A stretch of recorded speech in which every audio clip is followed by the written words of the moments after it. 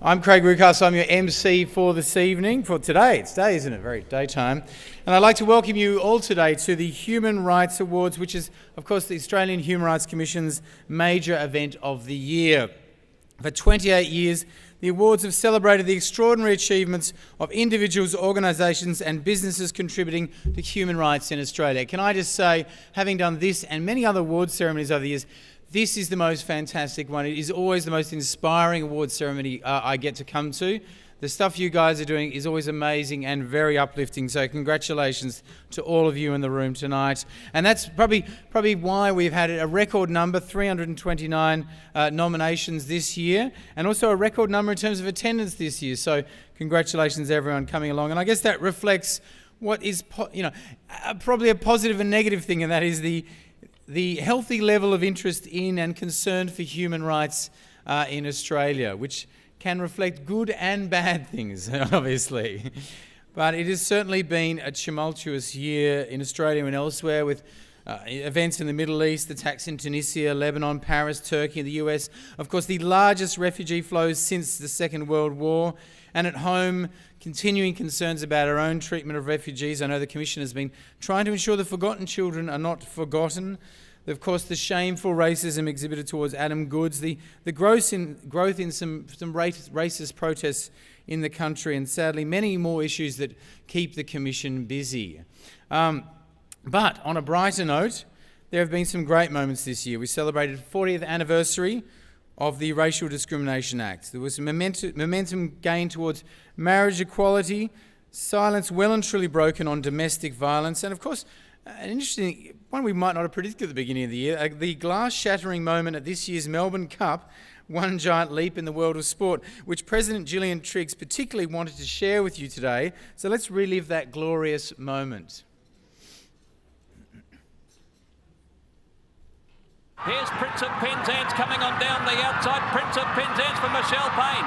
Now Max Dynamite starts to charge home. Prince of Penzance from Max Dynamite.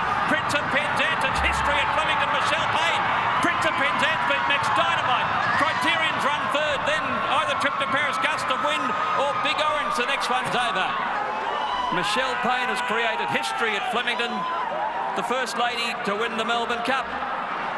What a proud moment. That was a great moment. It's a great win and a great ride. 10 out of 10. I dreamt about it from when I was 5 years old, and there's an interview which my school friends from Loretto were teasing me about when I was about 7, that I said I'm going to win the Melbourne Cup, and I'm just going to win the Melbourne Cup, and they always give me a bit of grief about it, and can't believe we've done it. And to think that Darren Weir's given me a go when it's such a chauvinistic sport.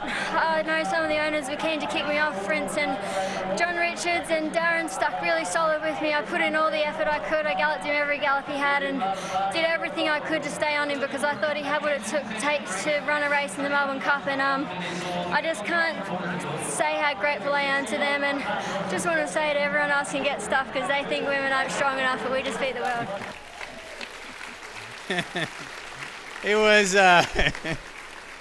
It was such a wonderful moment that it almost made me like horse racing, but not quite. And I presume that, well, I'd be interested to see how many of the winners tonight use the term "get stuffed" in their winning speeches.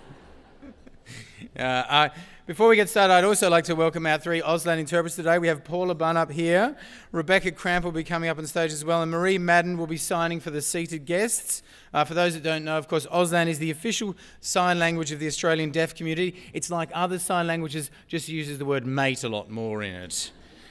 I want to see what mate is. What's the sign language for mate? That's mate. Oh, okay, that's good. G'day, mates. I'd also like to, of course, thank the sponsors of the event, who, of course, are very important to this event and many others. LexisNexis, the Law Council of Australia, Audrey Page and Associates, Telstra, Colin Biggers and Paisley, and the delegation of the European Union to Australia and New Zealand. So thank all of those sponsors tonight.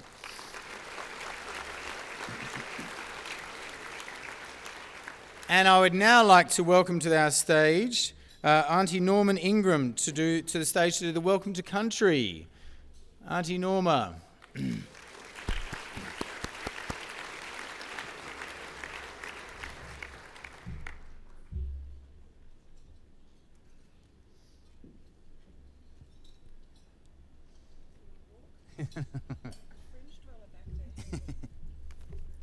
Yarata Marangyuanta, Norma Ingram, Wiradjuri Gallia Yina.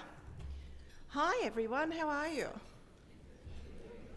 I'm really impressed. You're all scrubbed up really well for this wonderful occasion.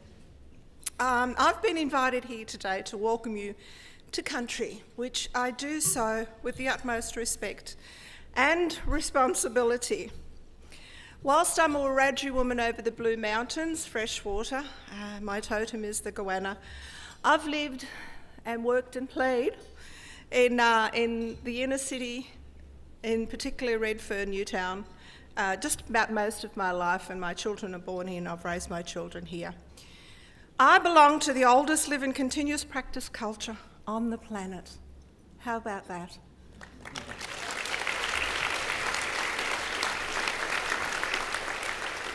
Our land was created in the Dreamtime by our spiritual ancestors.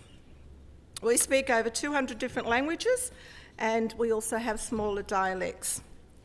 And I was just thinking, when we're talking about human rights, as Aboriginal and Torres Strait Islander people, our human rights were taken away when the tall ships landed. And I've just demonstrated to you what one of those is. And that's, I am able to say hello to you in my language, Wiradjuri, but that's about it. Because it was against the law for us to speak our language, to practice our culture. And for me now to just say hello to you in my language after, okay, I'll tell you, I'm a little bit older than 60, and that's as far as I will admit. So at my age, to learn my language is just absolutely wonderful for me to do that. But on the same hand, it's kind of a shame as well. And so I love it when people do speak their language and practice their culture and still call themselves Australians in this country. Today we're on the traditional land of the Gadigal people of the Eora Nation. They are Sunrise people, Saltwater, and the Girawal Whale Dreaming. We're bounded by the Hawkesbury River to the north, the Nepean River and the Georges River. And within those boundaries, those natural river boundaries, water boundaries, we have 29 smaller clan groups. So we're just welcoming you to country today. Yes, we have a responsibility as First Nations, as Aboriginal people, and it's wonderful to see a lot of my friends here today and relatives, and I have a wonderful niece here with us today who's just become a grandmother. So she's so proud of that. That's Donna.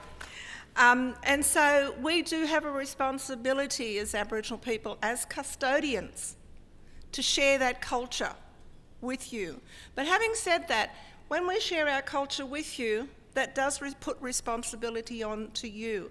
What we want to do is live in harmony. There has been so much damage that's been done over the years. When you look at the Gadigal, when you look at all Aboriginal peoples across these lands, our ancient land that have nurtured the land and the waterways and everything that's on it and under it, when you look at that was practiced for thousands and thousands of generations. So we are 2% of, or around about that, of this population. We can't do it alone. We have to share. And then that gives you the responsibility to take our story, the true story, out to your community, to your friends, to your family, and tell the truth about who we are as Aboriginal people and protecting our culture and our history. So we have privilege to be on the land of the Gadigal people. Welcome to country is a very important part of Aboriginal culture. It acknowledges that we as Aboriginal people, as Torres Strait Islander people, have lived on these lands since the Dreamtime. 60,000 years does not mean a thing to me. It means that we've been here forever. We have not come from any other place. It's also very special and spiritual. It tells our spiritual ancestors that we are here to protect them and protect Mother Earth, and we mean no harm to them. It's just as important as our art, our song, and our dance that we certainly recognise here, but that's also internationally recognised. Welcome to country is about respect. It's about welcoming you to our home, and it's about you now having responsibility. Welcome to Country also provides us all with safe passage across these lands, across these ancient lands. So wherever you've come from today, whether you've come from locally, whether you've come from across our country or from across the seas, I welcome you to Gadigal land, Aboriginal land. Our culture is based on respect, responsibility and reciprocity, basic human rights. We have a responsibility to share our culture with everybody. And then in turn, you take our story with you to wherever you have come from. I want to pay respect to elders, our elders, Aboriginal elders, Torres Strait Islander elders, and all of elders from wherever your culture is, your land is. I know in your land, in your culture as in ours, elders play a very special role. We are those ones who have tread on these ancient lands and now have the wisdom and pass it on to you. I just want to congratulate everybody to have such a recognition as a human rights. Recognition is no mean feat. And we know the hard work that our people, all Australians, do out there on a day-to-day basis and are quite often not recognised for that. And so for you who are not recognised, I know you do a lot of work, but certainly those ones who are recognised and receive an award today, big congratulations to you and certainly to your families, because you can't do it without your families as well. So I would just wish you a safe journey. May our spiritual ancestors walk with you on your journey home to wherever that may be. So welcome to Gadigal country, welcome to Aboriginal land. Thank you. Thank you, Auntie Norma. And indeed, thank you too, there's so many people in the crowd who have travelled a long way, people from Western Australia, Queensland and Tasmania, people from all over the country here today. It's now my great pleasure to introduce our next guest tonight, who is, of course, the Australian Human Rights Commission President, Gillian Triggs. Now, Gillian it's been a big year. It's been a big year for Gillian. I mean, I think yesterday she was announced as the Daily Life 2015 Woman of the Year, which congratulations.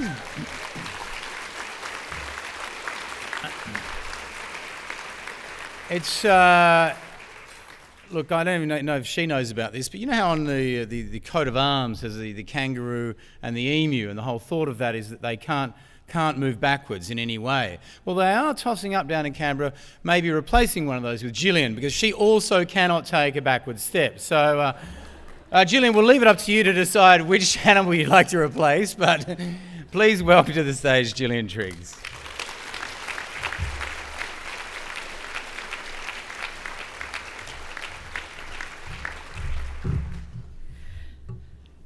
Well, good afternoon, everybody. Thank you, Auntie Norma. You've been wonderfully generous in doing many of the acknowledgements to country for the Human Rights Commission. It's always wonderful to have you here. And I always find it very touching to know what the water boundaries are of the Gadigal people. It gives us a sense of being in our place. And I too, of course, acknowledge the traditional owners of the land, the Gadigal people of the Eora Nation, and respect their elders. Thank you, Craig, for your generosity. This is the fourth time you've been guiding us through the awards, and you do it with such a gentle and lovely sense of humour. We're very grateful for it, and very pleased that your funny media circus is doing so well. And indeed, it is a media circus. Well, Your Excellency, very distinguished guests, colleagues, ladies and gentlemen, today is really about you. We're here to celebrate the achievements of Australians, individuals, businesses, civil society and community groups in protecting and promoting our human rights and freedoms. May I thank you for your commitment to recognising the dignity and respect of all people, and also for your particular support of the Commission. Over this year, we've received quite literally thousands of letters, flowers, emails, and public statements of support that have been immensely encouraging for me and the staff. Indeed, at one stage, we'd received so many flowers, I thought I must have died the week before. Well, for the Australian Human Rights Commission, This has undeniably been a year of living dangerously, as we've drawn attention to the erosion of the human rights and freedoms of all Australians and to the diminution of the checks and balances that preserve our parliamentary democracy, all in a year in which, ironically, we also celebrate the 800th anniversary of the Magna Carta and the 70th anniversary of the United Nations Charter. It's been a year of some notable successes for human rights, but some disturbing backward steps. In addition to the wonderful success of Michelle Payne as the first woman to win the Melbourne Cup, with her support from her brother, the strapper Stephen Payne, there are some achievements that I should acknowledge. The bedding down of the National Disability Insurance Scheme, growing community awareness of and now funding from our Prime Minister for tackling the rise of domestic violence that's taken the lives of 76 women this year killed by their partners or former partners. We shouldn't forget also that an average of 25 children are killed in domestic violence over the last few years each year. We've had an announcement by the government to end blanket exemptions under the state and territory laws to the Federal Sex Discrimination Act in respect of sexual orientation, gender identity and intersex status, and a promised plebiscite on marriage equality at the next election, or after that election. We welcome the creation of an e-safety commissioner and recognise the continuing work of the Royal Commission into child sexual abuse. We've had mixed results in gender pay equality and continuing workplace discrimination, especially for those on casual work where they receive low incomes and are close to poverty, especially, of course, migrant women. There are some encouraging improvements for Indigenous Australians, and we have some progress towards constitutional recognition of our First Peoples with the appointment of Commissioner McGooder to the newly announced Referendum Council. The Foreign Minister has announced Australia's bid for a seat on the 47-member Human Rights Council, an endorsement of the United Nations Human Rights Monitoring System under the rule of law. And finally, we warmly support the decision of the government to grant permanent visas to 12,000 Syrians over the next 4 years. But disturbingly this year, we've also seen the human misery and slaughter of the Syrian conflict, and in Australia, the diminution of our freedoms of speech, privacy and assembly, of the right not to be detained arbitrarily without trial, and sadly the continued mandatory and indefinite detention of asylum seekers and refugees. Today there are over 3,500 asylum seekers and refugees in Australian-controlled detention centres, nearly 2,000 men, women and children in mainland Australia, about 1,000 young men on Manus, and 621 people, families and children on Nauru. In all, 207 children remain detained in Nauru and Wickham Point in Darwin. As yet another Christmas comes around, most of these children have been detained with their families for over 2 years, despite the concerns of the United Nations that the dangerous conditions on Nauru are prohibited treatment under the Torture Convention and amount to calibrated cruelty. The Commission's report, The Forgotten Children, an evidence-based examination of the impact of lengthy detention on children by both the former and current governments, was rejected out of hand even before it was read. Our findings have since been unequivocally confirmed by the Moss report and a Senate inquiry. The violation of human rights by respective Australian governments, especially of the right not to be detained arbitrarily without charge, a principle that was, by the way, first set out in the Magna Carta 800 years ago, has attracted the concern of the international community. Just a couple of weeks ago, I was in Geneva, where the Human Rights Council conducted its universal periodic review of Australia's human rights record over the last 4 years. At least 70 countries listed the treatment of asylum seekers and refugees as of primary concern. No other human rights issue attracted such consistent attention in the entire process, though the overrepresentation of Indigenous Australians in the criminal justice system was also a dominant concern. Gone are the days when we can deflect a nation's criticism on the ground that it too was in breach of human rights. Today, Australia attracts the concerns of our traditional allies, the United Kingdom, Canada, the United States, and of important and powerful states in Asia, including China, Japan, and Indonesia. As somebody who's worked all her life in international law, I, of course, deeply believe that Australia deserves to be elected in the 2017 vote to the Human Rights Council. both because of our historical support for human rights law from the early days of Doc Everett, that feisty and brilliant lawyer who helped negotiate the 1948 Declaration on Human Rights. But from that day, we've been an active, engaged participant in human rights law, and I believe that we do deserve a place on that council. But it's also important that we engage with the international legal regime if we're to be effective in protecting human rights. Well, at a personal level, I've also been living dangerously this year. I now know the sound of a Kalashnikov rifle, as I was in the 10th arrondissement on that tragic day, Friday the 13th, visiting my son, his partner, and my new granddaughter in Paris, where we were frighteningly close to the terrorist attacks at Le Petit Cambodge, a favourite watering hole.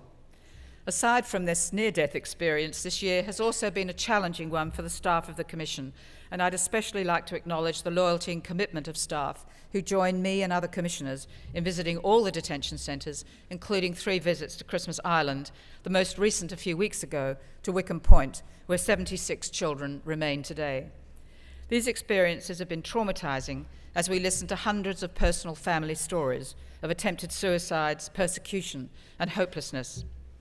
But I do, however, have some very precious memories, and one is of some young, educated, spirited women from the Sudan and Somalia on Christmas Island, one of them a talented and published poet. They were sad and ill, dressed in drab departmental clothing and in despair. But some months later, I saw them again, still in detention at Wickham Point, but this time supported by their peoples in the Australian communities, in brilliant coloured African cottons, giving me huge, all-enveloping hugs and pressing me to try their national foods. I'm so pleased that they're now released into the community and are happy and productive members of Australia. Returning to the tragedy in Paris, my first instinct, of course, was horror at the deaths of 129 people and of the injury to many hundreds others. These were the typically bon vivants of Paris, enjoying a drink and music at the end of their working week. My second response as a human rights lawyer has been concerned at the speed with which some political commentators and leaders have chosen to conflate terrorism with border security, migration, and asylum seekers. Reactions have been swift and harsh. Borders are being closed, asylum seekers held in a no-man's land between countries, and harsh counter-terrorism laws are being adopted. I believe one of the greatest challenges for our political leaders is to ensure that counter-terrorist measures do not diminish our humanity for those seeking protection from conflict and persecution. We must avoid the false stereotype that Muslims seeking our protection are potential terrorists. It's imperative that we do not equate violent terrorism with the peaceful religion of Islam. Thank you. Thank you. I've been heartened that our Prime Minister has emphasised the rule of law and respect as core principles of Australia's democracy. In his speech to Parliament on national security recently, he began with these words: "If we want to preserve the values that underpin our open democratic societies, we will have to work resolutely with each other to defend and protect the freedoms we hold dear." The challenge over the coming weeks and months is to respond to global insecurity and mounting terrorist threats with rational and proportionate measures to protect our borders and security, while also upholding the rule of law and our fundamental freedoms. Indeed, the strength of the rule of law is more truly tested when our security is threatened than in times of peace. When Australia is threatened by terrorism, we need to protect those freedoms, and they assume an even greater urgency. But many counter-terrorism laws have been introduced with unseemly haste just before Christmas last year, and more again before Christmas this year, that go well beyond what is proportionate, creating a chilling effect on freedom of speech and individual liberty, and threatening our citizenship and privacy. These laws are a damaging overreach and an expansion of executive and ministerial discretion, and by diminishing or excluding the judicial oversight by the courts, they are a threat to the separation of powers under the Constitution. Last year, the government has passed 4 tranches of new counter-terrorism laws.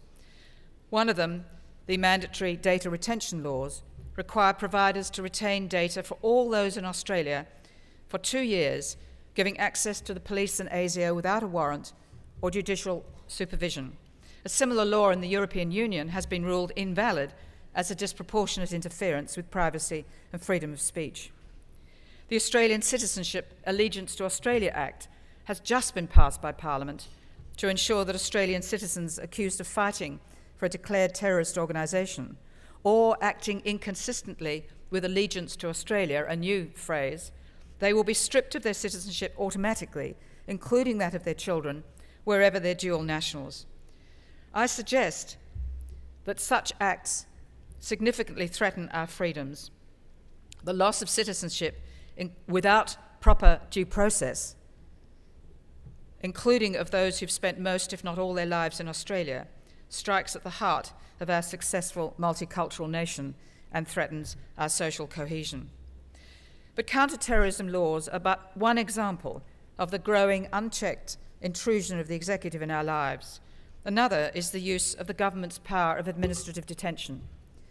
Over recent years, respective parliaments have granted governments the power to detain various classes of persons, obviously refugees and asylum seekers, but others, such as those who are mentally ill or unfit to plead to criminal charges, or who are subject to mandatory admission to drug and alcohol rehabilitation facilities, or those considered to be serious sex offenders. Few of these detained have meaningful access to legal advice or regular independent judicial review. The Human Rights Commission is particularly concerned by the growing instances of detention in prison of those with cognitive disabilities for lengthy periods without releasing them into more appropriate facilities. This is particularly the case for our Aboriginal Australians. In a recent complaint, the Australian Human Rights Commission found that 4 Aboriginal men with intellectual and cognitive disabilities had been held for years in a maximum security prison in the Northern Territory. Each complainant had been found unfit to stand trial on grounds of mental illness or insanity, and in respect of 2 of them, they would have received a maximum sentence of 12 months had they been convicted. Instead, they were imprisoned for 4 or 6 years, respectively.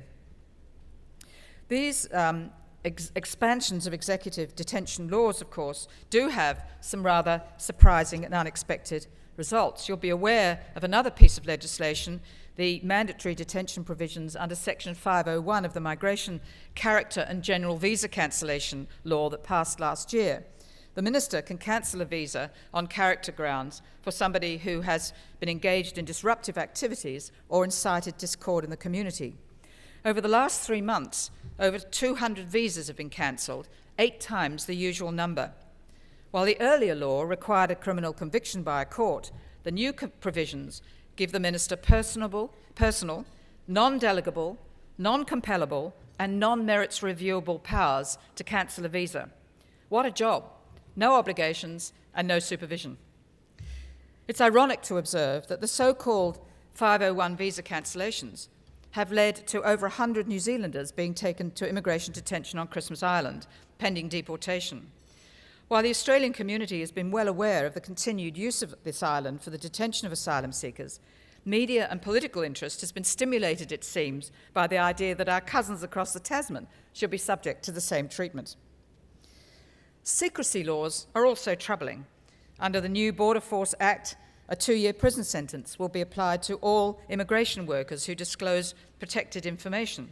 And indeed, it's that law that prompted the United Nations Rapporteur on Migration to cancel his visit to Australia when the government would not give an assurance that doctors and nurses working in these centres will be protected from prosecution.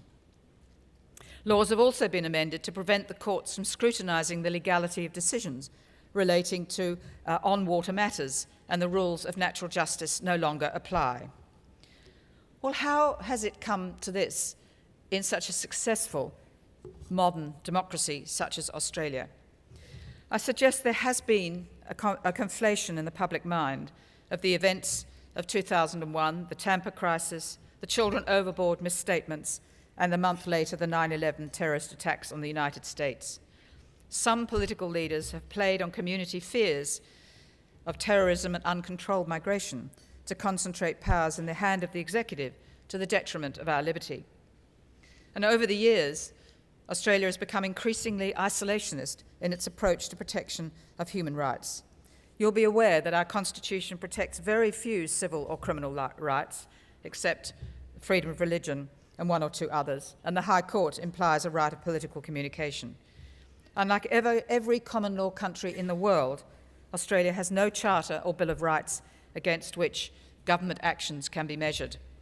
Many of the human rights treaties to which we're a party have never been introduced into Australian law by Parliament, the lamentable consequence being that key instruments such as the International Covenant on Civil and Political Rights and the Convention on the Rights of the Child are not directly applicable by our courts. We have some domestic legislation which is part of the mandate of the Human Rights Commission on race, sex and disability, but that is about it, and we're isolated in our region where there's no Asia-Pacific Human Rights Treaty or court to develop a regional consensus. Sadly, our courts elicit or demonstrate a palpable reluctance to refer to human rights obligations that are not part of our domestic law, and the presumption of legality applies only where there's ambiguity in that law. As our laws today are drafted with such precision, it's very hard to find ambiguity and hence an opportunity to apply the common law. So in summary, Australia has not developed the legal tools to protect human rights that exist in comparable legal systems. It's for this reason that the executive government, with the support of Parliament, can pass laws that damage our democracy. And it's for this reason that the Australian Human Rights Commission continues to argue for a legislated Charter of Rights to provide a benchmark against which our acts can be measured and to avoid our increasing isolation from international legal rights standards. Well, this exceptionalism brings me to the role of the Human Rights Commission. We've been established nearly 30 years. It'll be our birthday to celebrate next year. And one of our most important characteristics is independence from government and the independence of the President and 5 commissioners.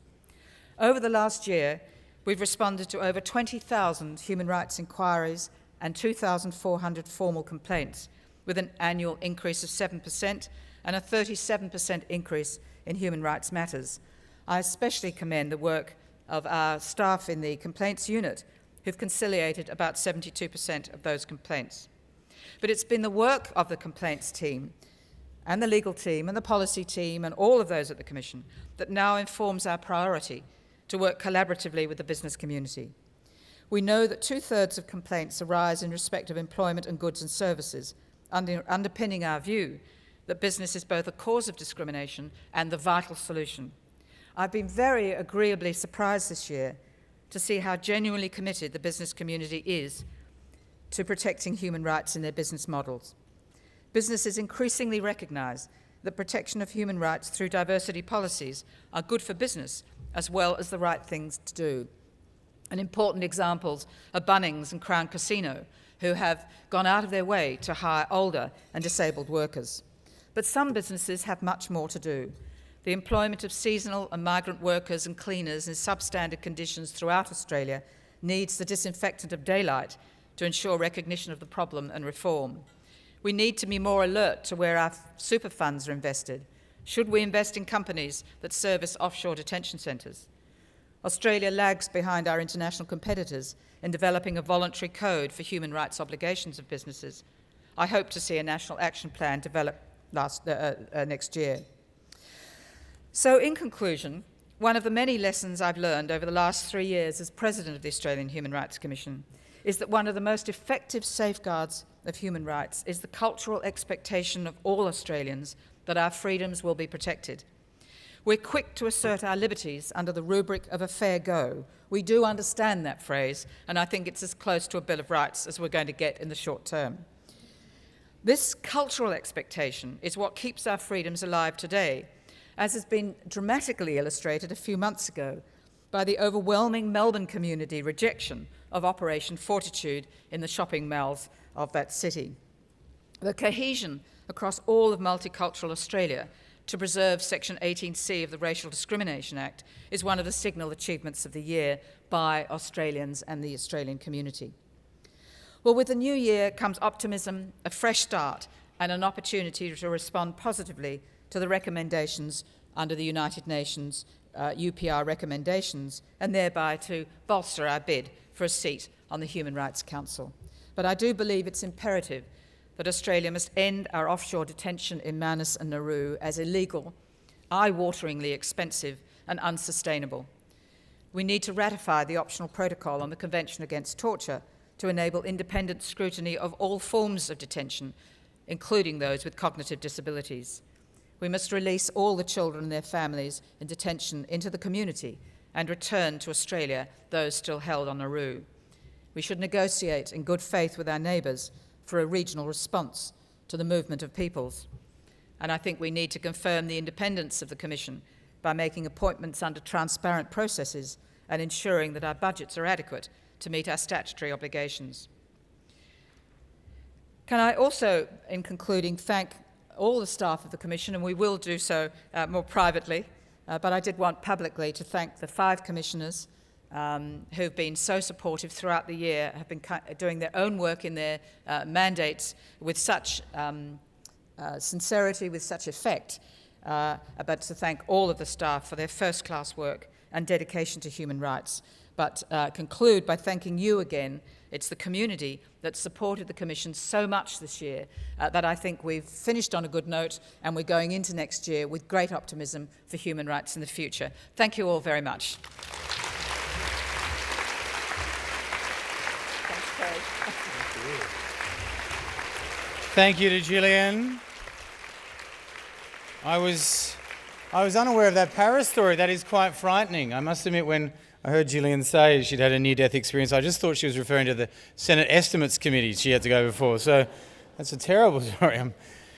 Look, I'd like to move on now to some amazing entertainment for the night that you're gonna love. This is a very talented man who came to Australia as a very young man from South Sudan and has gone on to become a self-taught slam poet.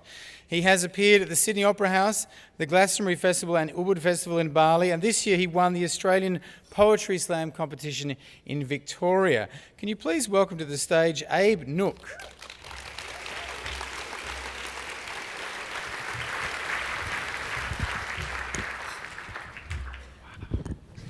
Am I on? Excellent. Wow. Abe, before that, Yes. that introduction, I'm blushing. Yeah, blushing, yeah. It's all true, isn't it? But they can't tell. They can't tell, yeah. Abe, before you do some poetry, can you tell us briefly your story of coming here from Sudan and how you got to Australia? Wow. In a nutshell, which is a big one, under the circumstances, we went to, I was born in Khartoum, and both of my parents are from the south of Sudan. And having been both in Khartoum, we migrated, well, not really migrated, but we went to Egypt, and then under the High Commission refugee status, we've luckily made it here. And this is your mother and there's 8 of you, 8 children. 8 children, and I'm the middle child, so I'm usually the one getting neglected at home. Any middle children? Yeah. See, they can relate. Your mother must be fairly extraordinary to do that and to travel to some different countries and bring up 8 children. Is she an amazing lady? Wow. She kept us grounded. Yeah. But I think in many ways, then one, when you talk about being or getting so lucky, usually families don't make it out in such large numbers. Along the way, you risk some of your children in order to have more chances of coming to a country such as this. And luckily, she wasn't having that, and she stuck through it, and here we are. It's good all here. A woman who has never had no formal education. No, I know. And managed to imagine this for 8 of her children. It is quite amazing, I think. And Abe, when you got to Australia, you knew 2 words, and now you've self-taught, you're a slam poet. How did you go through that process? Learning English has been fun. I used to walk around my mama's house talking about I was going to clean my room, but then I got high. I didn't even know what that meant. But it was the hip-hop lyrics. And just lip-syncing that, and now realizing what those words meant is going, man, I'm glad she didn't know what I was talking about. Well, ladies and gentlemen, you're in for a real treat. Can you please put your hands together and welcome Abe Nook? Thank you. Thank you. Thank you. Wow. I've never had such an introduction. When he was talking about it, I was sitting there going, who's this guy coming up? No idea about him. One more time for the president of the Human Rights Commission.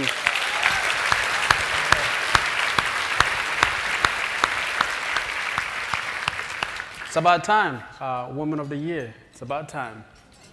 It's about time. For those of you who are wondering, I used to be short. It's a true story. Wow, cool. David Vincent, a very close friend of mine, wrote a book, The Boy Who Wouldn't Die. And it's under those circumstances when my dad specifically refused to have us return back to Sudan under any circumstances, regardless of what happened, just to avoid us having to serve as child soldiers. And to be living in Australia, there's that burden of gratitude as to how to get up and make the most of the time that's bestowed upon us, the community that has stretched its hands. I'm going to recite a poem. I hope you find your way through it. Cool.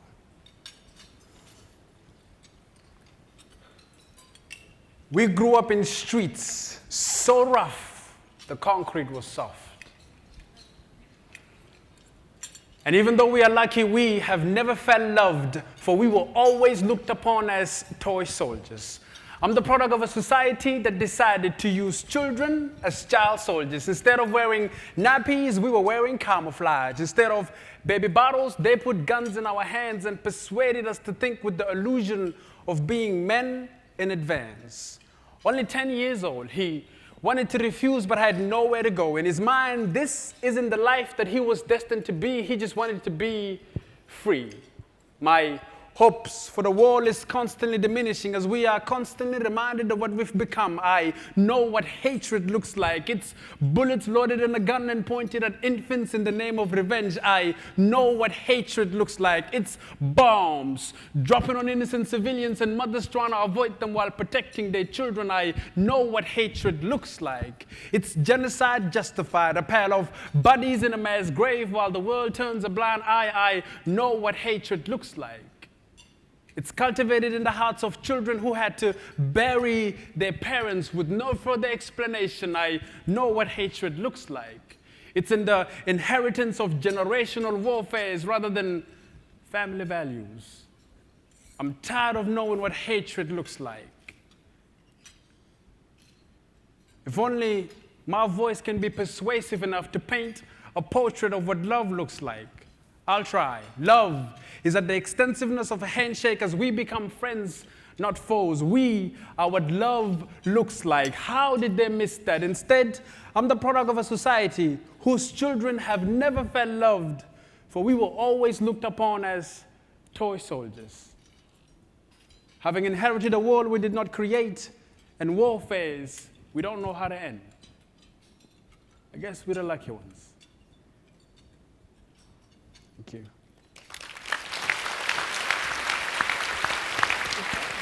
Ladies and gentlemen, Abe Nook.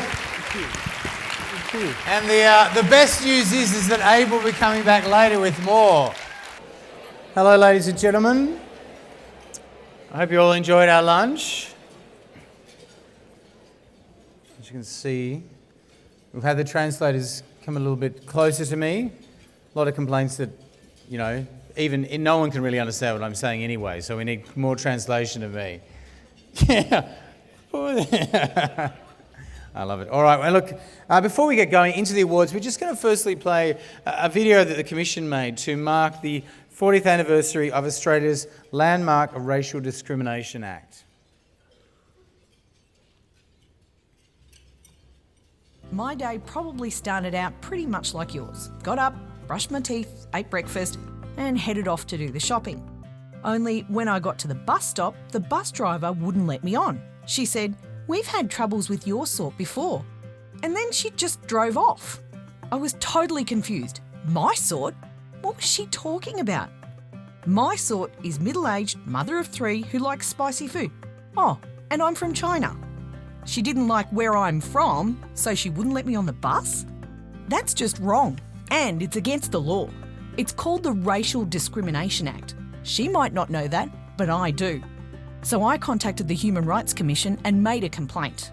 They spoke to the bus company and listened to both sides of the story.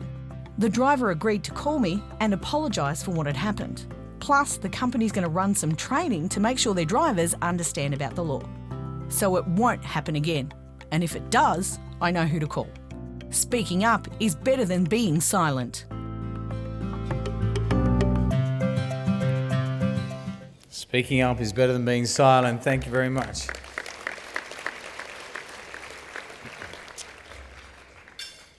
And now let's get on to the wonderful awards for our nominees today. And just to quickly, if you do win the award, come up this side of stage where the sign is and come to the middle here so we can get a lovely photo of you receiving your award, and you can send it to all your friends. No selfies, okay? No.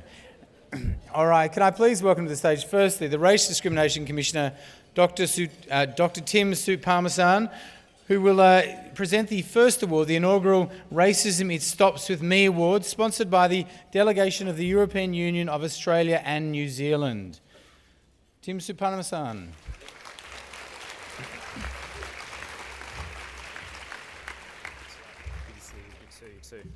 Oh, good afternoon, everyone. It's wonderful to see so many friends of human rights joining us. We can't think of a better way to end 2015.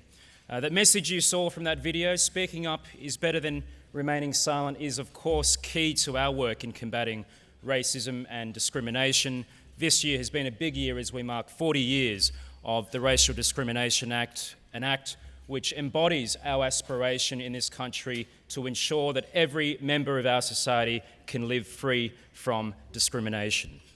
Unfortunately, we still have many occasions when we're reminded of the work that remains to be done. Whether it's booing on the sporting field, whether it's protests in our towns and cities, or racism and bigotry elsewhere, we still need to speak up. It's a great pleasure today to present the Racism It Stops With Me Award to an organisation that has spoken up. But before I announce the winner, don't worry. Before I announce the winner, may I introduce the finalists in this category. It's a category, as I said, recognising the contribution of a community group, organisation or business to reducing and preventing racism in Australia. And the finalists are Football Federation of Victoria for their Don't Stand By, Don't Stand Up campaign. A program which has addressed racism at all levels of the sport in Victoria. The Multicultural Development Association is another finalist. They've been incredibly active in spreading the message of anti-racism in Queensland in particular. Great to have representatives from them here today as well. Tasmanian Students Against Racism, which started as an initiative in 2008 and has grown into a powerhouse down in Tasmania promoting racial harmony. Speaking of powerhouses, All Together Now, for their anti-racism programs, in particular their Everyday Racism app and their Community Action to Prevent Extremism program, examples of innovation in this area. And our last finalists are Hobsons Bay City Council for implementing a strong, coordinated program to combat racism and promote diversity. Just a few of the almost 400 organisations, I should add, who have joined our Racism It Stops With Me campaign since 2012. And now it's time for me to announce the winner.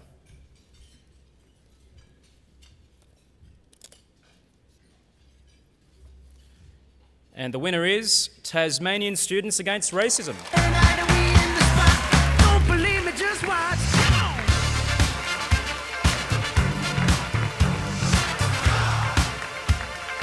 Don't believe me, just watch.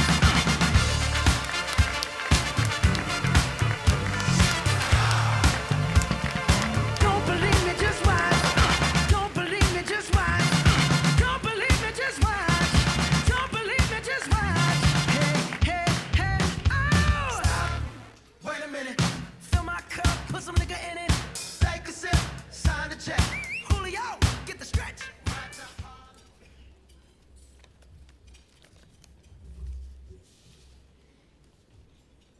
Hello.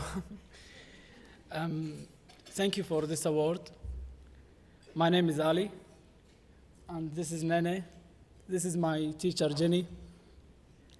We have come from Tasmania, and it is a great pleasure to be here. Students Against Racism is a simple group with a simple message: respect everybody's human rights.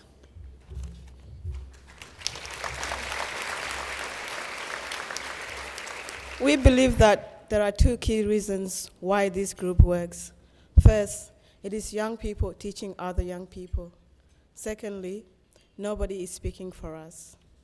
We got the confidence and the language skills to tell our own stories and deliver workshops and presentations that the audiences seems to love. They get knowledge about who we are and why they know us. This connection reduces racism. I have been doing this for 8 years. I used to be a shy person and wouldn't tell anyone who I am and why I'm here. But now I'm proud of who I am. I understand my background and want to share it to motivate other people to fight for human rights.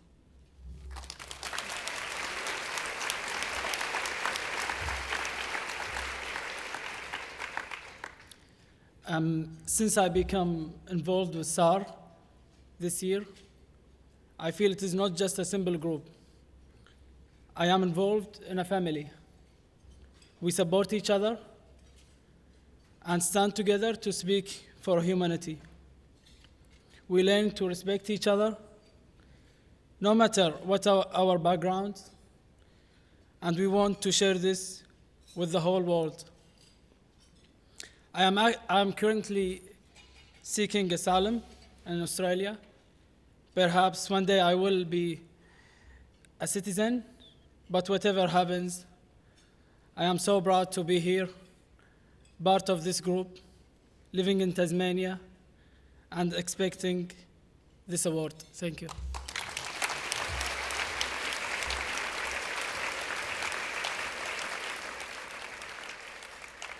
Thank you so much. This award means a lot to all of us and to the Students Against Racism back in Hobart. Thank you.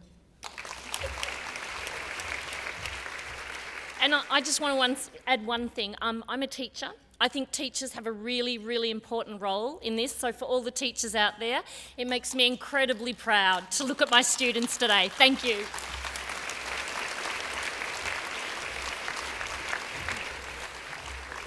Ladies and gentlemen, the Tasmanian Students Against Racism, congratulations, that was fantastic. To go from shy to being able to speak in front of 500 people is an amazing achievement. Somebody on my table just saying earlier how they couldn't do it. So it is an amazing thing. Congratulations, and thank you, of course, to Tim Suparmasan as well. And I'd now like to introduce to the stage Mick Gooder, the Aboriginal and Torres Strait Islander Social Justice Commissioner, to present the Business Award, sponsored by Audrey Page and Associates. Very popular, Mick, eh? Thanks, Craig. It's great to be here again. I think I like the formality of this because the last couple of years we found it really hard to quieten people down in the cocktail part about getting to the business of giving awards out. But it looks so beautiful from up here. I'm asked to present the Business Award, and I think this year we did something really special with our mob. Tim Wilson and I, the Human Rights Commissioner, convened a round table up in Broome around property rights. We thought 10 people would turn up.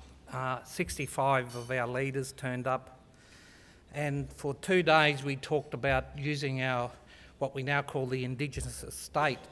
The Aboriginal and Torres Strait Islander people have an interest or own 25% of the Australian continent, but we're still the poorest people on it. And we wanted to think about ways to enter the economy. How do we leverage that great asset to enter the economy? And a couple of things happened that Craig, I just want to mention. One is, from a human rights perspective, we always looked at the right to development, the UN Declaration on the Right to Development, as how do we protect our mob from development. We turned that around and said, we actually have a right to development.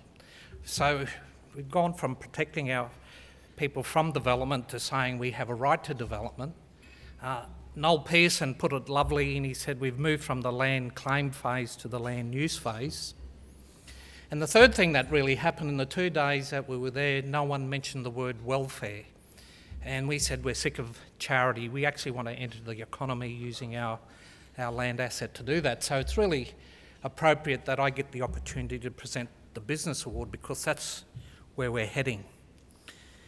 So the Business Award is given to individuals and organisations within the private sector who are committed to promoting and enhancing human rights in Australia, often leading by example in innovative and groundbreaking ways. The finalists are Travelability for their mission to make the world accessible to people with all levels of mobility through inclusive travel. The Australian Rugby League Commission for its commitment to Indigenous reconciliation through its landmark Third Reconciliation Action Plan. Coles for its Indigenous Employment Program, which began in 2010, resulting in the employment of over 500 Indigenous people. Maytree House Productions for using multimedia to create work that showcases the great work that is being done around the country for social good. And finally, Parents at Work for advocating for working parents and gender equality in the workplace. And the winners are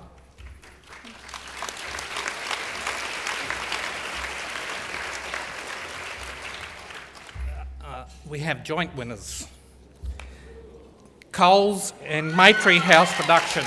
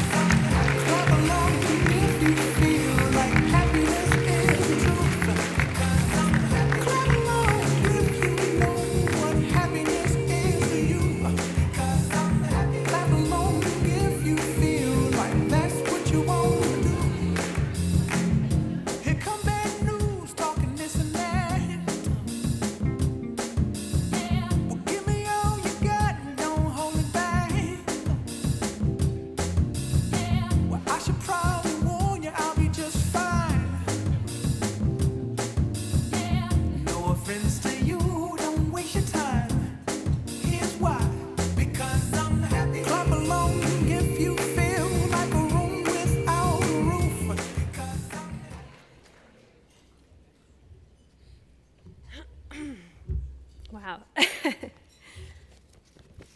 Thank you so much for this award. It certainly means, so I'm Peter, and this is Lee. It's an absolute honour for us and our small company, Maytree House, to be recognised by the Australian Human Rights Commission for our work. And it's certainly also an honour to stand alongside the other Business Award finalists. It's extremely humbling, given the inspiring work and the commitment that you guys show every day to advancing human rights in Australia. So Maytree House, our philosophy is based on the power of storytelling to create empathy and understanding across our diverse communities in Australia. We strive to use film and new and emerging technologies to tell these stories of our diverse communities in powerful and engaging ways. We really believe that storytelling has a great potential to impact positive change in our communities. Recently, we were beautifully reminded of this when we went to a theatre show. Hopefully a number of you got to see it, Suitcase Stories, by a great theatre company, Sydney-based theatre company, Treehouse Theatre. Suitcase Stories was created by a group of high school students from Miller Technology High School. The students were all from Syria, Iraq and Sudan, and all of refugee background. And so when Lee and I were sitting in the audience and watching these young people play their stories out on stage, we were totally reminded of the power, the pure and simple power of storytelling to impact change in our communities.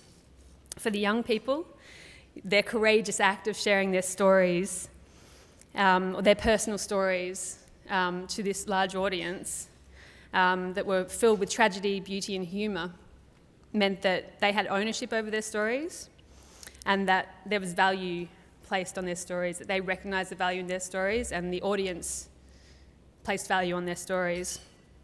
Importantly, from the audience perspective, there was instantly an understanding of why these young people had sought refuge in Australia, an understanding beyond our short, sharp daily news headlines that we quickly take in every morning. And we feel that as soon as there is that understanding, both friendships but also larger policies can be made based on empathy and a lack of fear of the unknown. And that's where we feel the power of storytelling lies. Today in Australia, it sometimes feels like there's more and more fearful thinking and less time taken for people to truly understand another story. So that philosophy certainly lies at the heart of our work. And it's in its simplest form, we believe that everyone's story counts. So thank you so much for this recognition. It's a great encouragement to us, given it's such early days for our business, and we feel like there's so much more to achieve.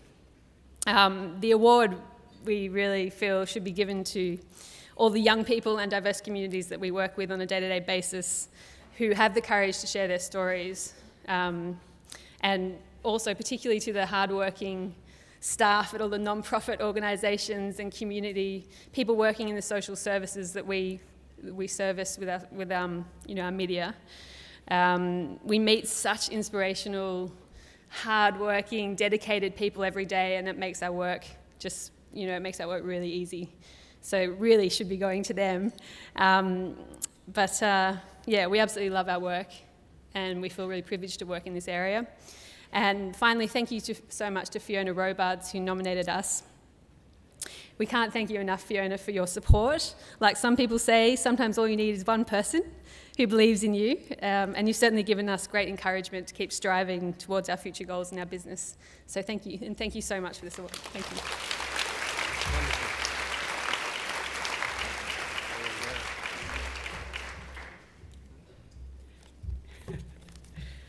So I'm Topaz McAuliffe, Head of Indigenous Affairs at Coles. First of all, I'd like to acknowledge the Gadigal people, traditional custodians of the land that we're meeting on here today, and also all Aboriginal and Torres Strait Islander people that are here.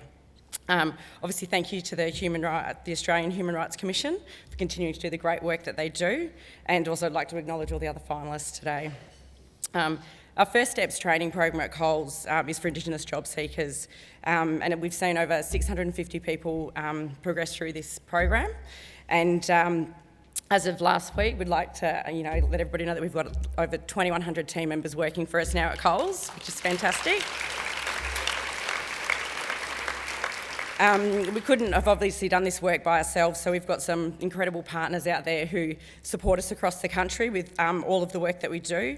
I'd just like to make a special mention to them. So we've got John Briggs, New South Wales TAFE, Innovative Solutions, KGI, ABAG, Training Prospects, and we are funded by the Australian Government for this program, so I'd like to thank them as well. We also have a fantastic Indigenous Affairs team at Coles, and they've continued to drive and support this work. That coupled with the great leadership and support of our Managing Director, John Durkin. Also, we've got Jenny Bryant, one of our directors here, and also Tinnis Keeve, who heads up the Indigenous Steering Committee. And without their support, leadership, and raising awareness, we wouldn't be where we are today. So, thank you.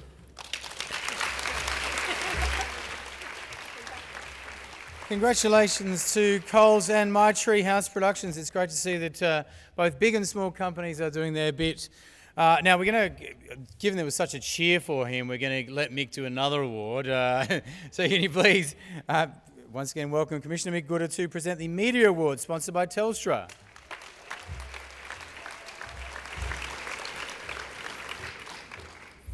I was thinking about Topaz's stuff with Coles, and I've got about a year to go on this job, so I think stacking shelves somewhere might be pretty handy later on.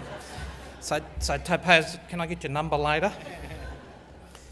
And also, I felt a bit of affinity with Maytree House because Peter and Lee were there, but I've actually got a daughter named Peter Lee, so and I wasn't on the judging panel, so there's no bias.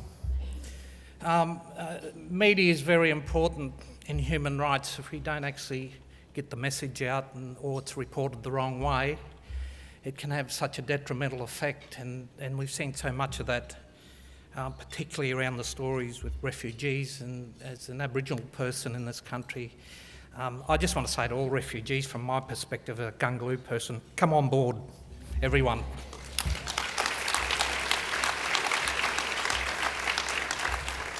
So the Media Award honours the outstanding individuals and organisations who have raised awareness of issues of injustice or inequality and stimulated public debate in Australia through their journalism, whether in television, radio, print or online. The finalists are the Northern Land Council for Land Rights News, the Northern Edition, for a series of excellent stories on issues affecting Aboriginal Australians in the Northern Land Council region.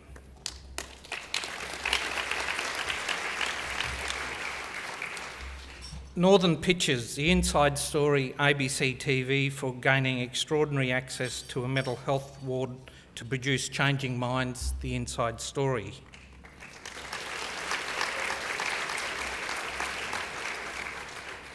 Kirsty Melville, for a raw and personal radio documentary, The Storm, for ABC Radio National, on her former partner Eric, survivor of child sexual abuse.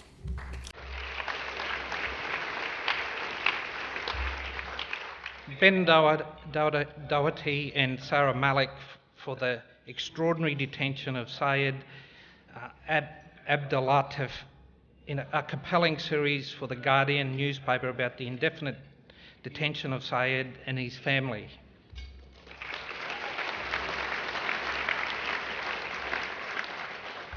Jess Hill for Home Truth, the costs and causes of domestic violence, for the monthly magazine.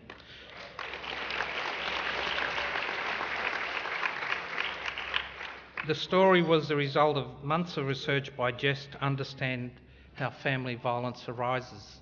And the winner is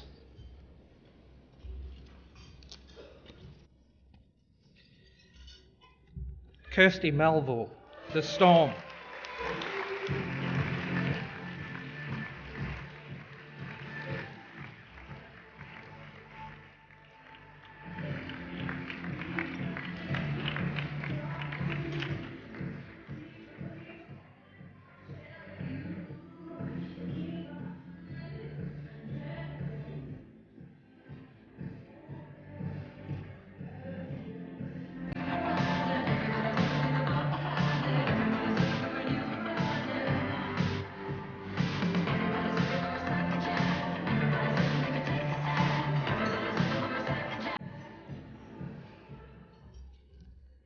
Well, I really didn't think I'd be up here giving this speech, especially given the extraordinary company I had in my fellow finalists, and so congratulations to you all also.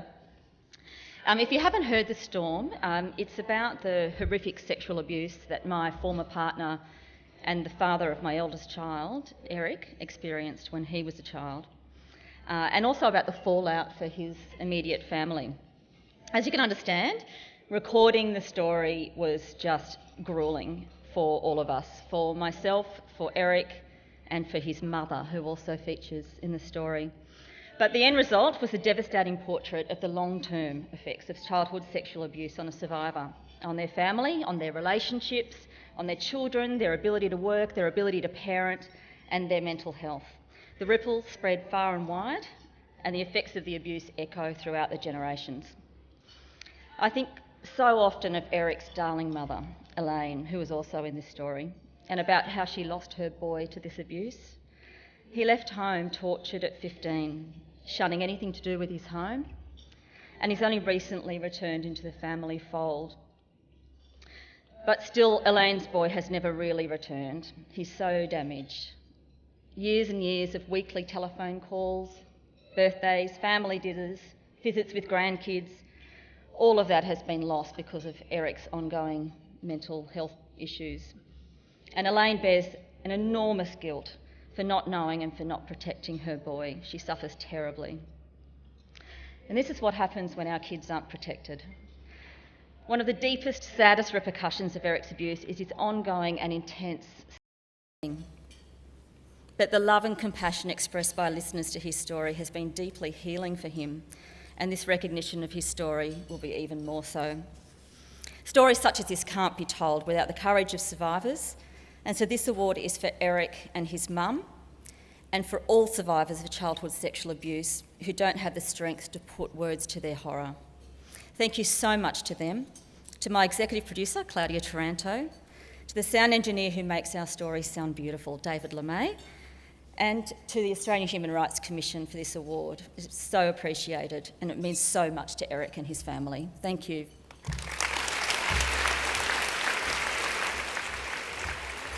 Thank you, Kirsty Melville. And thank you also to the Human Rights Commissioner, Mick Gooder. We now move on to the Tony Fitzgerald Memorial Community Award, and I'd please like to welcome to the stage the Age and Disability Discrimination Commissioner, Susan Ryan.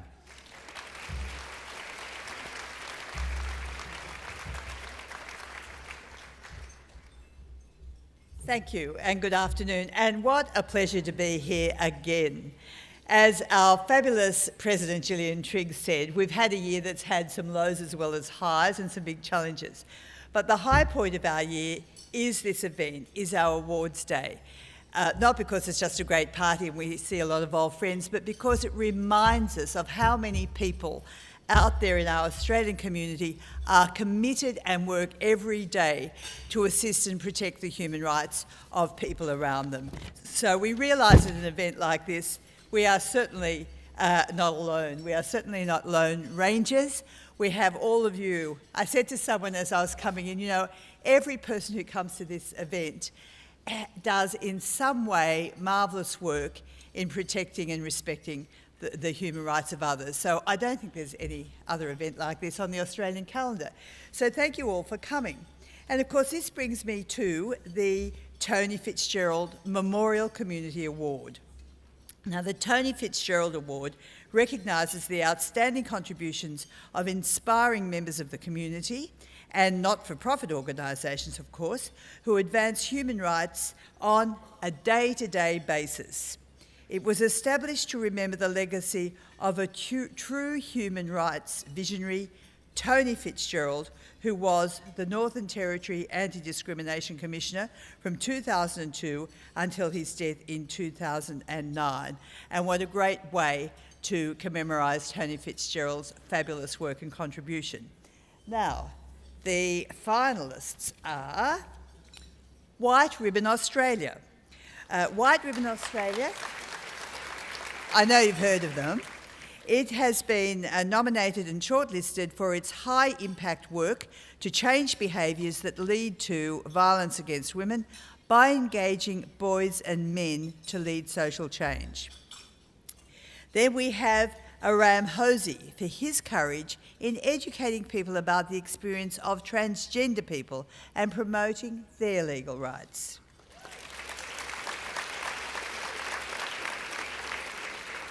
And then we have Tony Fitzgerald. Now, I did meet Tony Fitzgerald just on my way in, and I said, oh, the other Tony Fitzgerald, which isn't actually the right thing to say at all. But Tony Fitzgerald, who's shortlisted, of course, bears the same name as our wonderful Tony Fitzgerald for whom the awards are being held, but no relation, I gather, except obviously in their support for human rights. Now, Tony has been shortlisted for his many years working tirelessly for the rights of people with disabilities and other vulnerable groups in Victoria.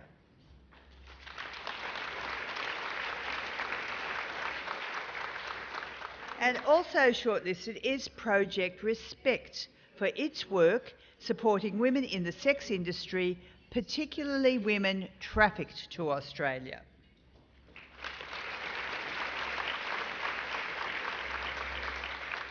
And the last and very important finalist is Ludo McFerrin for working for the rights of women and children, specifically in relation to family violence.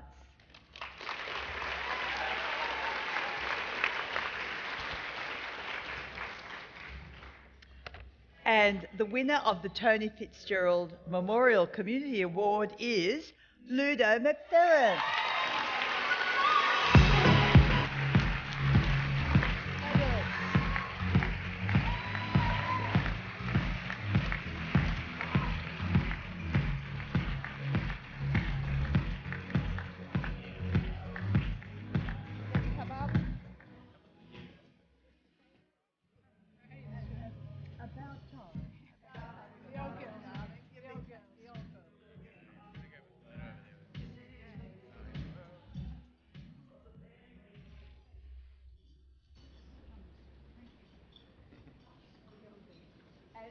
tank for the old girl. It's nice to see an older person being recognised. Go and do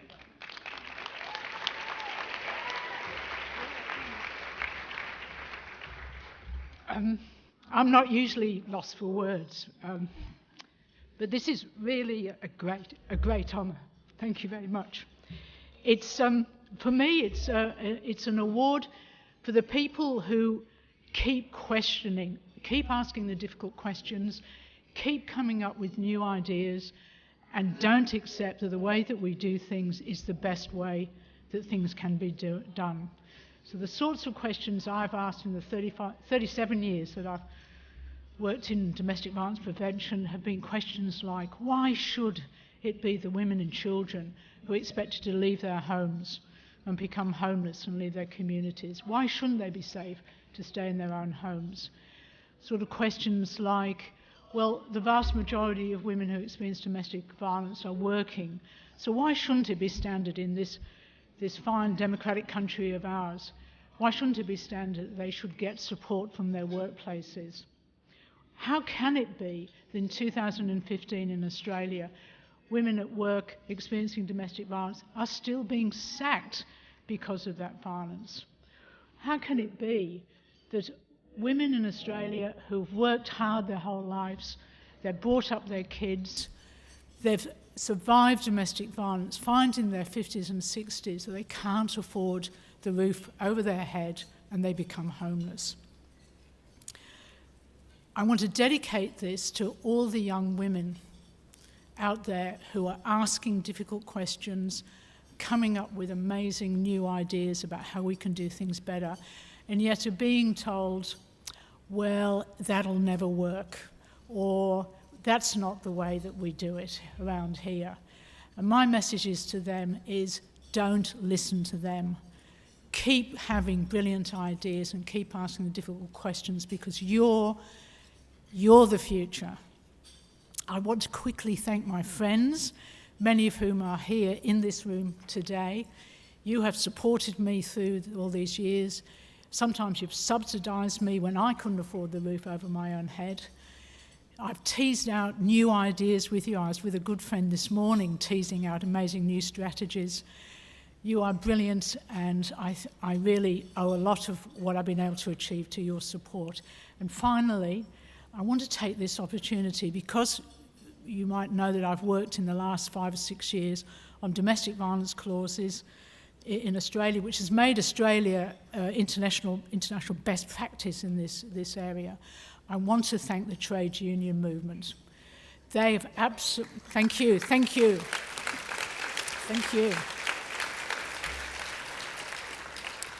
They have absolutely changed this country around when it comes to how we think about domestic violence at work. And for me, it shows yet again what an amazing force they are for social justice in this country. This country needs a strong trade union movement. So thank you, and thank you. Thank you to the Human Rights Commission for recognising all our work. Thank you very much indeed. Goes over to Rose. Keep it nice and tidy. Thank you to Ludo McFerrin, ladies and gentlemen, and to Susan Ryan. And there's been some amazing media coverage of that issue this year, but it's interesting to see there's been people at the coal face for 37 years dealing with those issues, so it's amazing. And congratulations, Ludo McFerrin. And I'd now like to introduce back to the stage, it's a great pleasure to have him back up here, Abe Nook, with another piece called Untitled. It's untitled, but I will give you a slight hint. It's about Abe's own experience as a refugee by way of a letter to his father. So please welcome back to the stage the wonderful Abe Nook. Are you going? You're not? Not you? Cool. All right, we're going to do this together. Okay. Wow, this is amazing. Growing up, I used to stutter. And there's a Sudanese myth that when rain drops on your tongue, you stutter the rest of your life. And I believe that. 3 or 4 years ago, I couldn't read or write. And then the invitations started coming in, and then I was like, Mom, this morning in particular, she said, where are you going? I said, I'm flying to Sydney to do a performance. Like, what performance? is spoken word. She said, what's spoken word? So when I talk to people, she said, people want to hear you talk? So thanks for the support, Mom. Home court. So let's, cool. We're going to do this poem, me and you and everybody else. Cool. Nice. Just to be on the safe side, who here, by a show of hands, who voted for Tony Abbott? Now we know we have an authentic crowd. So good. So, don't get cool. I grew up in a household of 8 children. The best part about it, whenever something broke at home, I was innocent till proven guilty. There are 7 more suspects, but I'm the middle child, so guess who's proven guilty by the jury of his peace all the time? Yours truly. If we ever held parental meetings, Mom would justify Dad's absence. Children have a habit of learning to forgive. We did. In 1999, my mother made a decision. In 2000, she executed. At around 3 a.m. one morning, we found ourselves packing suitcases that didn't contain much, and we were jammed into a van. I wanted to stuff my childhood belongings and all of my friends into mine. Impossible. I know. I tried. Some things, regardless of how far back we stretch our arms to reach, will always get left behind. I learned children learn to let go. We found ourselves in Cairo, a pretty decent temporary place considering we were refugees. Cairo was hot. Cairo was so hot, I got a permanent tan. Nothing could have prepared us for the odds. Sometimes it isn't the challenges faced, it's whether you choose to follow through. Those with parachutes hesitate to fly, and those without take a leap of faith. My mother leaped, and she always talked about if you're not aiming for the stars, don't bother looking up.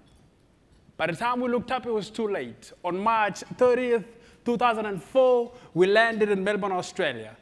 And my brother and I walked into Hungry Jack's for the first time, and they had free refills. It was a long day. Life as we knew it was never the same since. 8 siblings and a single mother. We are not the hero of this story, far from it.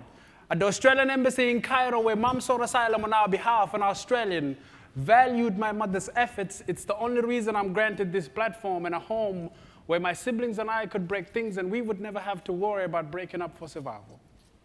At the landing of a pen stroke, someone sealed my family's fate. It's only fitting to take this moment and say, thank you, because now it feels as though Australia used to be kind, when I know it's courageous enough to do the same. Dear Dad, 9 years of illiteracy, and now I can finally write to you. There is so much to say, and it's a cliche, but would you believe it? I'm on a stage right now. Others would not understand the depth of how much of an accomplishment this is. 9 years ago, when we first arrived in Australia, I could barely say yes and no, and I even got the 2 mixed up most of the time. Believe it or not, I'm not a poet yet, and I don't think I will be anytime soon. From the public spectrum, it's fascinating how I embody emotions with my writings, and even when I don't mean it, people feel it.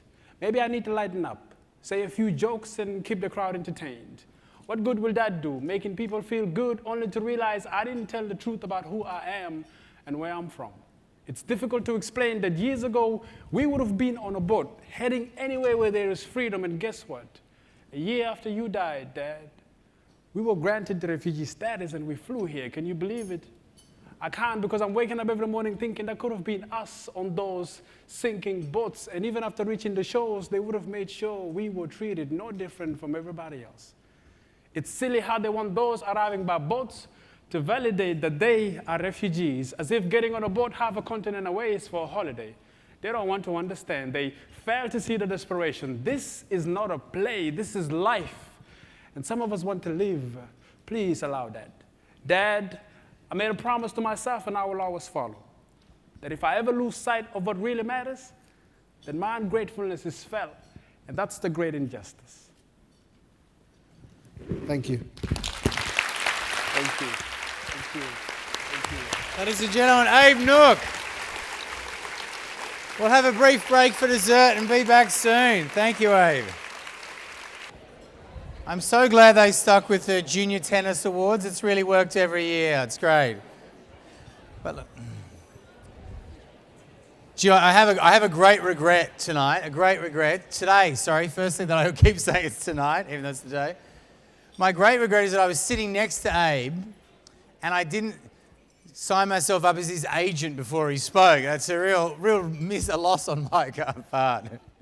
He's been fantastic. Let's get on with the more awards. We'd like to welcome, firstly, I think if you were listening to the National Press Club yesterday, you might have heard this person speaking, as I did. This is a much nicer audience than the National Press Club, by the way. But it's His Excellency Sem Fabrizi, the Ambassador of the European Union to Australia and New Zealand. I'd like to invite him up to say a few words. Sam.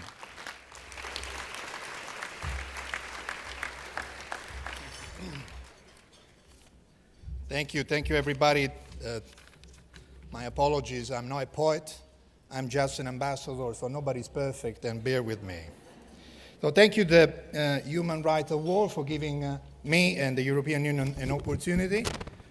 This day, every year, the European Union celebrates Human Rights Days in Brussels, in Europe, and all my colleagues in the 140 delegation around the world participate in events and initiatives on human rights. So I'm very privileged to have been given this opportunity to address the words and in front of this fantastic human rights community. Special thanks to Professor Triggs for your work, and for being named very well-deserved Woman of the Year 2015. This is a special day, not just for the award winner, but I believe for all of us and all the defenders and the promoters of human rights. The human rights are enshrined in are the principle on which the European Union is founded and which drives our work. The European Union and its 28 member states adopted in July the new action plan on human rights and democracy. And the clear commitment is that human rights are a core element not only of our internal action, but also a core element of our foreign policy, including migration and asylum, counter-terrorism, trade. We pursue at the EU level dialogue on human rights with over 40 countries every year, and those include some countries with very difficult situation on human rights. We led the charge against the death penalty, and the European Union supports, with a budget of 1.3 billion euro over 6 years, groups, associations, and individuals all over the world that defend human rights. So, dear friends, all of us are defenders of human rights, and you know how difficult it is to maintain these principles in real life, especially in today's complex and contested world.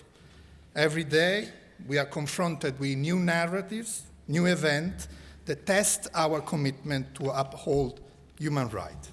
As you're well aware, the European Union is facing an unprecedented humanitarian crisis linked to the refugee arriving on our shores. The numbers tell us the story.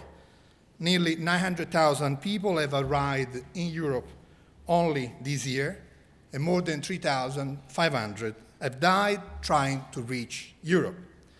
There has been a big debate inside and outside Europe on our policy towards the refugee, but our international credibility depends on what we do at home.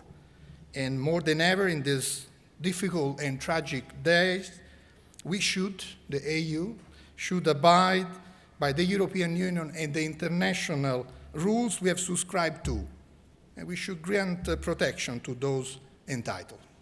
So, ladies and gentlemen, I could continue to talk on the human rights policy for the European Union, but I understand the time is very short and precious. So let me conclude by saying that the fight against racism is an integral part of our human rights policies, and we are delighted to support the Racism It Stops With Me award. And I congratulate the Tasmanian Students Against Racism group and the other finalists for their work in this area. I do thank you.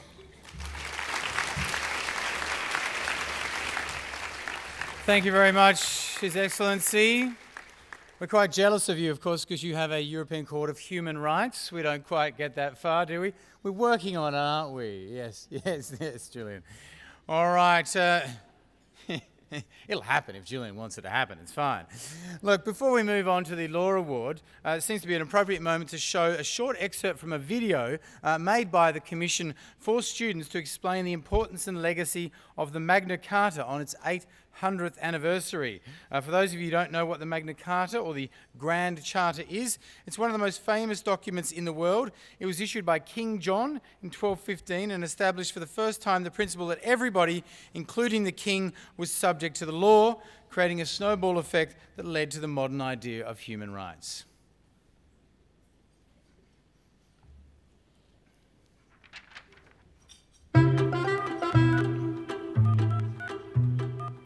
It's an 800-year-old document, written on dried animal skin, in England, on the other side of the world, in a language we no longer use, that most people couldn't read even back then. So why is Magna Carta important to us in Australia today? Because it was the starting point for some of our most important human rights, things it's easy to take for granted. For instance, before Magna Carta, life was pretty cruisy. If you were a king, you could get away with all kinds of things. Running your own armies, invading other countries whenever you fancied, and taxing people to pay for wars without even asking. Now, there were laws in those days, but some rulers believed they had absolute power and simply ignored them. There you go, and that is the on YouTube. That is the top rating video about the Magna Carta not involving cats. So it's doing very well. I told them to put cats in, but they didn't listen to me. It is good to know that we are still using that law from 800 years ago. Sometimes it makes me go, well, maybe we should update the law a little bit in Australia, but it's fine. It's still there as a backup for us. But can I please welcome back to the stage Gillian Triggs, the President of the Australian Human Rights Commission, to present the Law Award sponsored by the Law Council of Australia.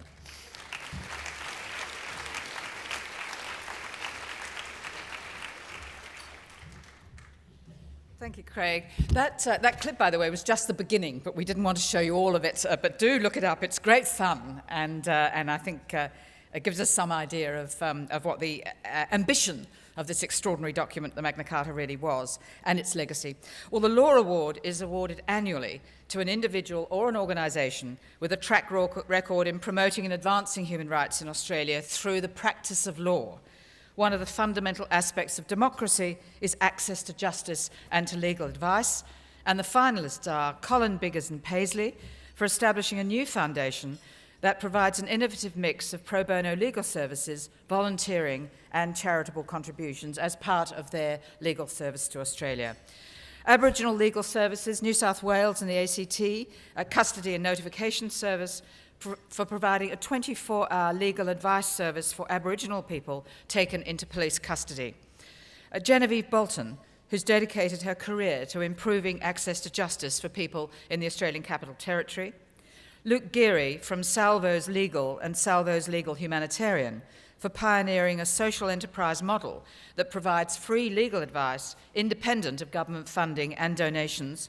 And then the Refugee Advice and Casework Service, RACS, one of Australia's leading refugee legal centres, which provides free specialist legal advice to asylum seekers and refugees. And the winner is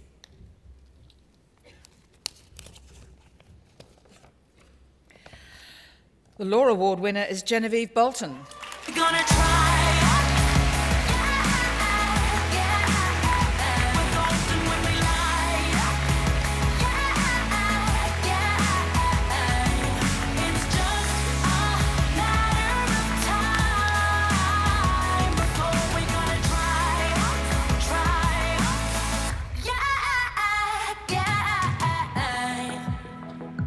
Stop us now. Our feet already left the ground. We're so close, I can almost taste the victory in my teeth. I can be anything with you next to me. Oh my gosh, this is a complete surprise. I'd like to begin by first acknowledging my fellow nominees and the extraordinary work that they do in supporting their communities and working with their communities. I've spent all my legal career working within the community legal sector in Australia. This is an extraordinary movement of people who are absolutely committed and dedicated to working with disadvantaged and vulnerable people to provide access to justice. I would like to particularly dedicate this award to my own centre, Canberra Community Law. The centre has been running for close to 30 years in the ACT. We provide frontline legal services to assist homeless people to access secure, safe and affordable housing. We provide assistance to help people sustain their tenancies. Without the legal help we provide, people would be on the streets. We also assist people to access their income entitlements. We work with some of the most vulnerable and disadvantaged people in the community. We work with Aboriginal and Torres Strait Islander people. We work with families. We work with women and families experiencing and fleeing from domestic violence. We work with refugees, people who have experienced trauma in their lives. But like all community legal centres in Australia, from the 1st of July 2017, we will face a 30% funding cut in our funding. And I take this opportunity without any shame at all to call on the Commonwealth Government to reverse the funding cuts, because these funding cuts will have a devastating impact and will hurt the most vulnerable and disadvantaged people and reduce the capacity of the sector to assist them. So,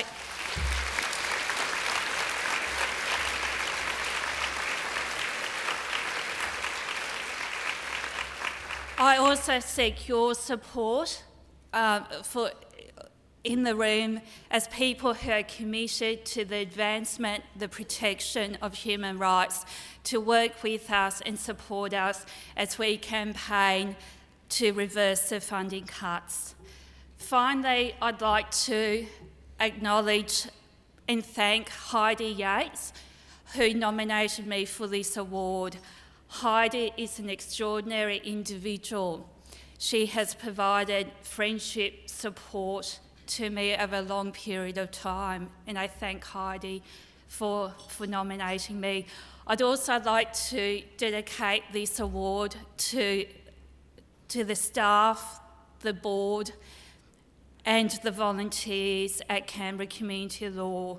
I'm incredibly blessed, and I feel very privileged to lead a team of such committed, talented and dedicated people who are absolutely committed to working with vulnerable and disadvantaged people in protecting, advancing and furthering their human rights. Thank you. Congratulations to Genevieve Bolton, ladies and gentlemen, and thank you again, Gillian Triggs.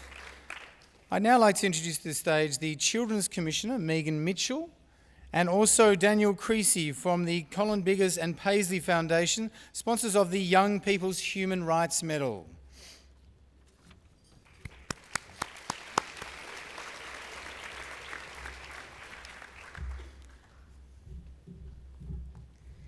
Thank you, Craig. Many decades ago, Eleanor Roosevelt's advice to the young was, "Do not stop thinking of life as an adventure. You have no security unless you can live bravely." And sometime later, Kurt Cobain's advice was that the duty of youth is to challenge corruption. And I'm here to present the Young People's Human Rights Medal, which is awarded to an individual under the age of 25 who has made an outstanding contribution to advancing human rights in Australia. And today's young finalists have all demonstrated both bravery and challenging of the status quo. And they also prove that young people are not only our future, they are our now. Young people whose rights are respected, respect the rights of others, and carry those values into adulthood. The finalists are Justice King, a 17-year-old Aboriginal Australian from Mount Isa who's made an outstanding contribution by speaking out about youth mental health issues.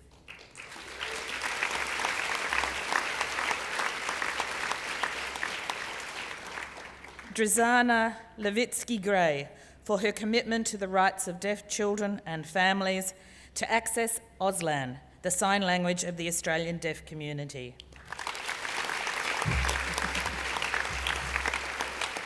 Prudence Melom, for promoting harmony and respect in regional Australia through the story of the struggle of her family while escaping conflict in her home country of Chad.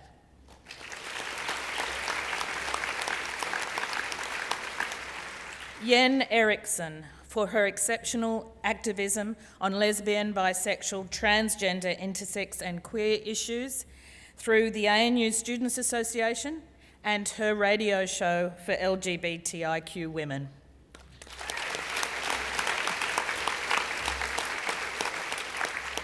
And Adam Schwartz, for his work destigmatising depression and by bravely speaking out about his experiences as a teenager in his book, Mum, I Wish I Were Dead. And the winner is... the Young People's Human Rights Medal goes to Yen Eriksen.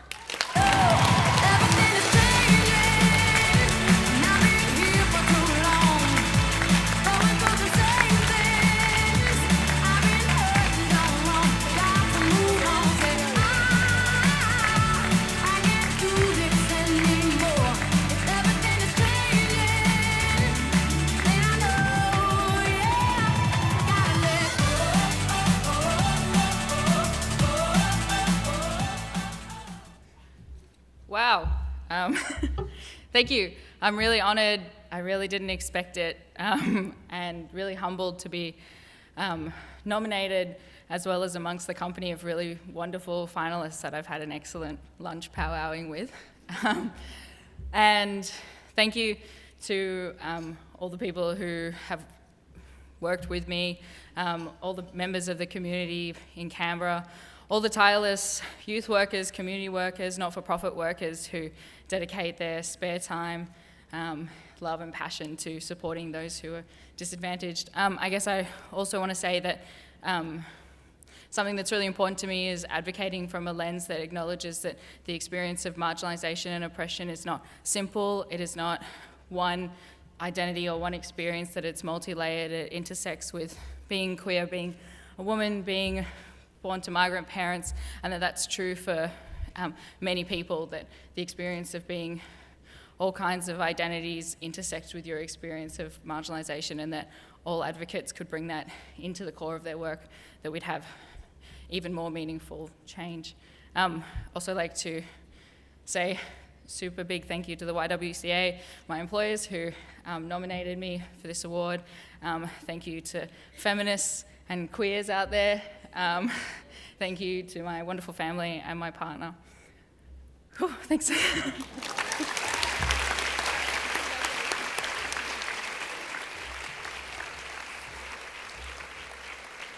Well done, Yen Eriksen. Congratulations.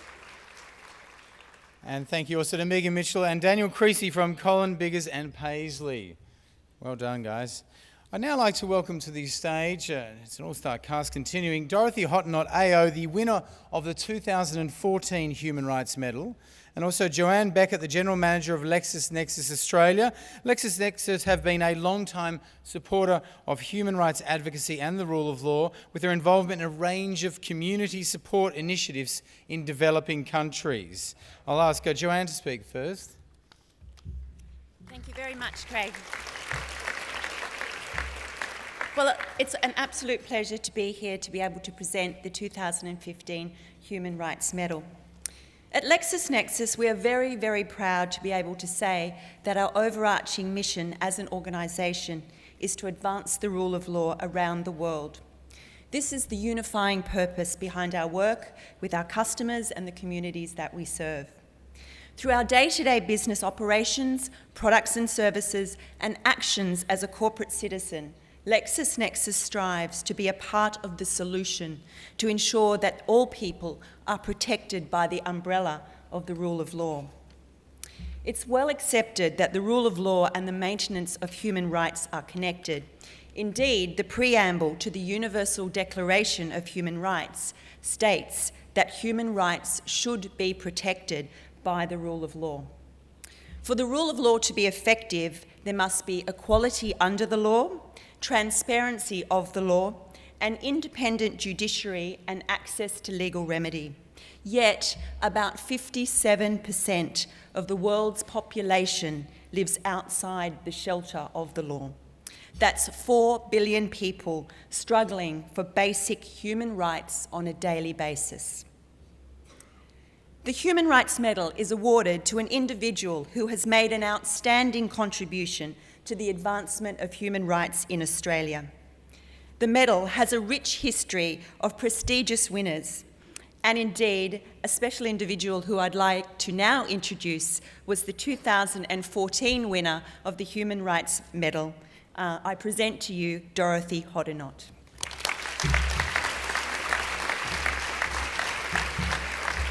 Well, thank you very much for that introduction.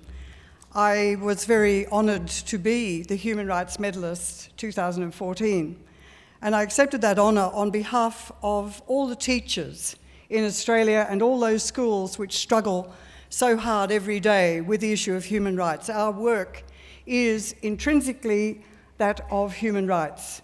Every child has the right to an education, and it's our task to see that that happens in our country. The award of the medal last year has given me the authority that that position, that award conveys. It's not a position of power, but it is of authority. And when you speak, and I will hope that the winner this year has that same authority. When you speak, you are speaking out with all of the power of human rights behind you. I've been able to speak this year on a number of issues, particularly around refugee and asylum seeker students. And there are still some unresolved issues which need to be solved, and educators need the help of the law in doing this. One, of course, is the fact that there are still at least 200 children in immigration detention, in closed detention. Some years ago, a young girl from my school, Nuria, was a Fadost, who was the first human face of children in detention, said at a rally in Canberra, "Children should be in school, not in jail." I couldn't agree more. And those children really need to be released as soon as is possible into the community. There are still issues around those children.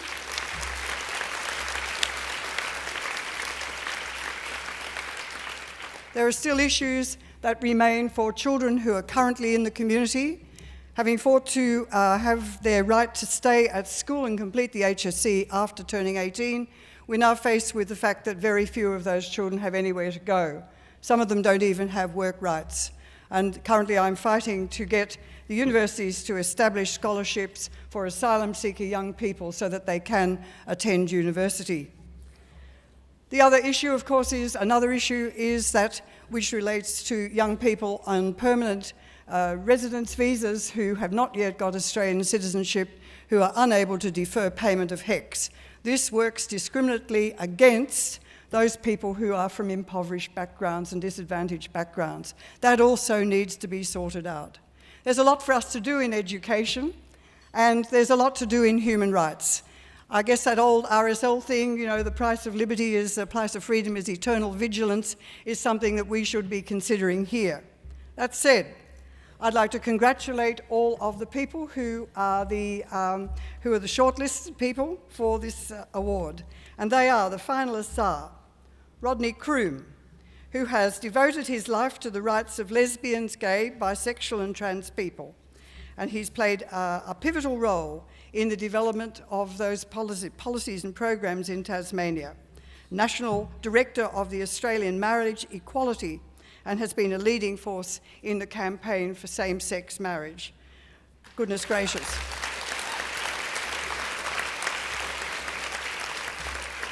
Who could oppose the marriage of people who love each other? Professor Pat Dudgeon from Western Australia, for her contribution to the promotion and enhancement of the mental health and human rights of Aboriginal Australians. Professor Dudgeon is one of the first mental health commissioners in Australia and is currently the project leader of the National Empowerment Project, an Indigenous suicide prevention project working with Aboriginal communities across the country.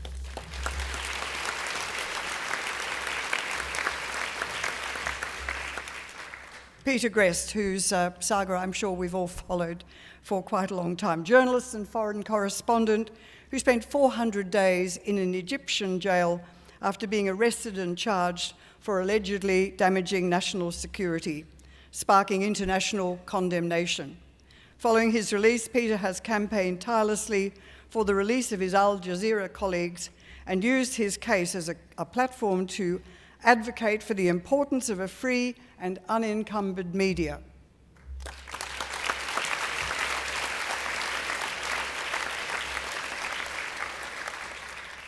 Adam Goodes, and here he's not being nominated as the face for David Jones, for his courage and advocacy in the fight against racism, and for his work promoting reconciliation and Indigenous education.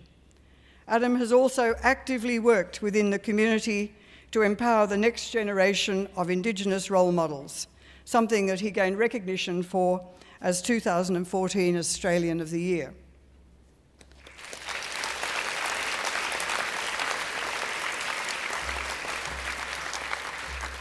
And last but not least, Maha Abdo, OAM, who for over 25 years, I'm sure it's much longer than that, Maha, has been instrumental in empowering women and youth from diverse cultural backgrounds.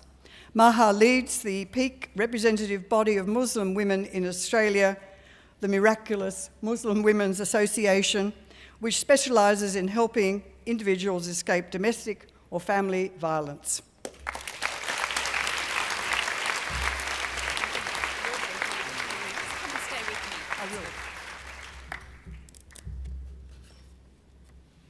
And the winner of the 2015 Human Rights Medal is Peter Greste.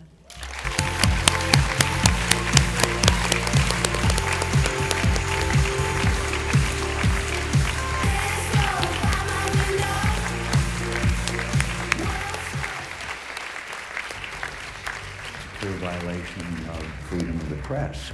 Egypt has taken a major step in the wrong direction. They're repressing journalists. We have strongly urged the government to drop these charges. Al Jazeera journalists have been convicted and jailed in an Egyptian court. We're obviously shocked by the decision of the court in Egypt. It's a chilling and draconian sentence. Journalists are no longer on the front lines. We are the front lines. The Al Jazeera journalists in Egypt, they should be released.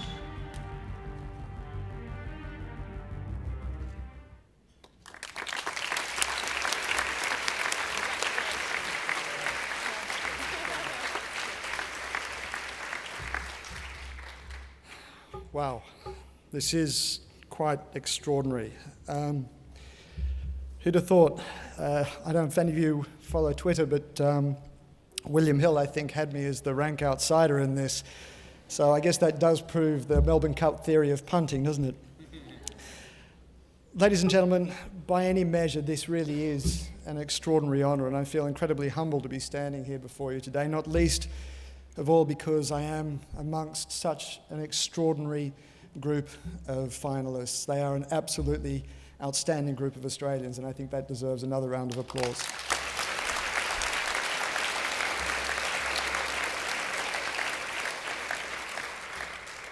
Of course, it is customary at this point to make a list of thank yous, and it can sometimes seem a little bit tedious, but I hope you'll bear with me because I think in my case, I literally would not be standing here before you without the support of the people who I need to thank, and at the very top of that list comes my own family.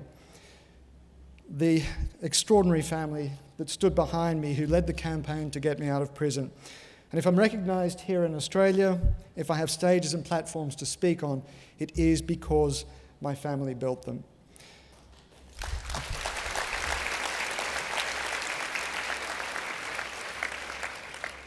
But I also do need to thank those who followed their lead, and in this case, it is my professional colleagues in the media who took up our cause with extraordinary unity and unprecedented passion. Then there are the politicians who for once created a genuinely bipartisan front. And of course, there is the Australian public who tweeted and Facebooked and talked and wrote about our case with incredible passion and vigour.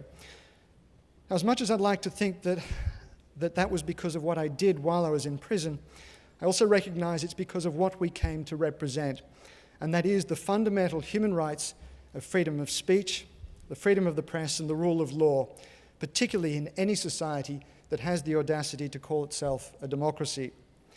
Generally speaking, those ideas are abstract concepts. They're the kinds of things that are tossed around in cafes and lecture theatres, but that we don't really think about in our daily lives. And yet somehow we, that's my two colleagues and I, put flesh and bones onto those notions. We became a very real, very physical and very tangible example of what happens when you lose those freedoms. But there is another reason I think that Australians took so passionately to our cause, and that's because they came to see what we stood for as something worth protecting. And I'm not just talking about something in far-flung lands, but I am also talking about something worth protecting here at home in Australia.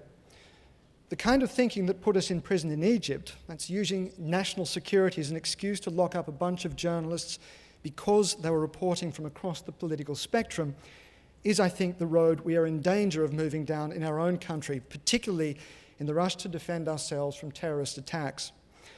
I'm not suggesting we're heading towards any kind of police state, but late last year and early this year, the government passed 3 tranches of legislation aimed at tightening up security. There's Section 35P of the ASIO Act, the Foreign Fighters Bill and the Data Retention Bill. The government says that they have nothing to do with press freedom or freedom of speech, and that may not be their intent. But each in their own way has a very tangible impact on the work that journalists do, and it eats away at the ability of the press to fulfil its watchdog role and defend human rights more broadly. This is no small matter if you consider that a diverse, vibrant, and at times a downright raucous free press is one of the main reasons that our country has been one of the most stable, prosperous, and peaceful countries on the planet. In a wonderful opinion piece published in The Australian last month, the British Egyptian commentator and former political prisoner Majid Nawaz wrote, "If our hard-earned liberty can be reduced to one basic, indispensable right, it is the right to free speech." And that's why I believe we need to keep this debate alive and why this medal is so incredibly important. Thank you.